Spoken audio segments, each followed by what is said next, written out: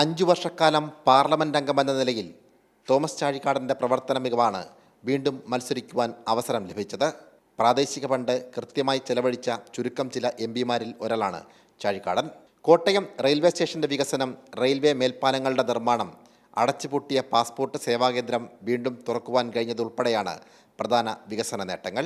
ഒരു തരത്തിലും ഒരു പൈസ പോലും നഷ്ടപ്പെടാതിരിക്കുന്ന കാലഘട്ടത്തിലേക്ക് രീതിയിലേക്ക് എം പി ഫണ്ടിൻ്റെ വിനിയോഗം കൊണ്ടുവരാൻ കഴിഞ്ഞു എന്ന ആത്മനിർവൃതിയുണ്ട്.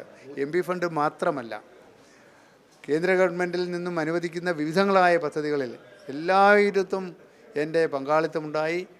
PMGSY എന്ന് പറയുന്ന ഗ്രാമീണ റോഡുകളുടെ നിർമ്മാണത്തിൽ കേന്ദ്ര ഗവൺമെൻറ് 1425 കിലോമീറ്റർ റോഡുകൾ അനുവദിച്ചപ്പോൾ, കേരളത്തിന് അനുവദിച്ചപ്പോൾ ഒരു എം പിക്ക് ശരാശരി 20 എംപിമാരിൽ ഒരു എം പിക്ക് ശരാശരി ലഭിക്കേണ്ടത് 70-71 കിലോമീറ്റർ റോഡാണ്. കോട്ടയം പാർലമെൻറ്റിൽ മണ്ഡലത്തിൽ അത് 92 കിലോമീറ്റർ എന്ന് പറഞ്ഞാൽ ഏതാണ്ട് 32% അധികമായി നേടിയെടുക്കാൻ എനിക്ക് കഴിഞ്ഞു. മണിപ്പൂരിൽ വംശഹത്യ രൂക്ഷമായ വേളയിൽ അവിടെ ആദ്യം ഓടിയെത്തിയ പാർലമെന്റ് അംഗം കൂടിയായിരുന്നു തോമസ് ചാഴിക്കാടൻ. സന്ദർശനശേഷം മണിപ്പൂർ കലാപം ലോക്സഭയിൽ ഉന്നയിക്കുവാനും ചാഴിക്കാടന് ഇടപെട്ടു. ജനങ്ങൾക്കായി നിരവധി കാര്യങ്ങൾ ചെയ്യാൻ കഴിഞ്ഞതിനാൽ വീണ്ടും വിജയമുറപ്പാണെന്ന് ചാഴിക്കാടൻ പറയുന്നു. എന്നാൽ ചാഴിക്കാടൻ്റെ വികസന നേട്ടങ്ങൾ അംഗീകരിക്കാൻ UDF നേതൃത്വം തയ്യാറല്ല. MP എന്ന നിലയിൽ ശ്രദ്ധേയമായ ഒരു പദ്ധതിയും മണ്ഡലത്തിൽ കൊണ്ടുവരാൻ കഴിഞ്ഞില്ലെന്നും UDF ആരോപിക്കുന്നു. അപ്പോൾ ജനപ്രതിനിധികൾ അവരുടെ നേട്ടം പറയേണ്ടത് അവർ കൊണ്ടുവരുന്ന പുതിയ പദ്ധതികളെ സംബന്ധിച്ചാണ്. ഞാൻ ഇന്ന പദ്ധതികൾ കൊണ്ടുവന്നു, അല്ലെ മുടങ്ങിക്കിടന്ന ഇന്ന പദ്ധതികൾ ഞാൻ പൂർത്തീകരിച്ചു, അതും നേട്ടമായിട്ട് പറയാം. മുടങ്ങിക്കിടന്ന പദ്ധതികൾ ഞാൻ പൂർത്തീകരിച്ചു, അതിനു വേണ്ടിയിട്ട് ഞാൻ ഒരുപാട് എഫേർട്ട് എടുത്തു, അങ്ങനെ പറയാം. പക്ഷേ ഇവിടെ അങ്ങനെ ചാഴിക്കാടന് പറയാൻ കഴിയുന്നത് എന്താ ഉള്ളത്?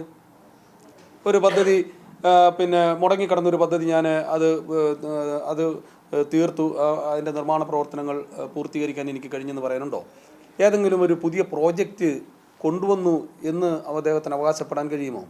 ഒന്നും അവകാശപ്പെടാൻ കഴിയില്ല. തങ്ങളുടെ ശക്തി കേന്ദ്രമായ മണ്ഡലം തിരിച്ചുപിടിക്കുമെന്നാണ് UDFന്റെ അവകാശവാദം. 53 പഞ്ചായത്ത്, 10 ബ്ലോക്ക് പഞ്ചായത്ത്, കോട്ടയം ജില്ലാ പഞ്ചായത്ത്, ഇതെല്ലാം UDF വിട്ട് കേരള കോൺഗ്രസ് LDFൽ വന്ന ശേഷമുള്ള ഭരണമാറ്റമാണ്. അതിനാൽ വിജയിക്കാൻ കഴിയുമെന്ന ഉറച്ച വിശ്വാസത്തിലാണ് ഇടതുമുന്നണി. സ്ഥാനാർത്ഥിയെ ചൊല്ലി UDFൽ തർക്കം തുടരുമ്പോൾ ആദ്യം തന്നെ സ്ഥാനാർത്ഥിയെ പ്രഖ്യാപിക്കാൻ കഴിഞ്ഞതിൻ്റെ ആത്മവിശ്വാസത്തിലാണ് LDF. ഇത് തങ്ങൾക്ക് അനുകൂലമാകുമെന്നാണ് ഇടത് നേതൃത്വത്തിൻ്റെ പ്രതീക്ഷ.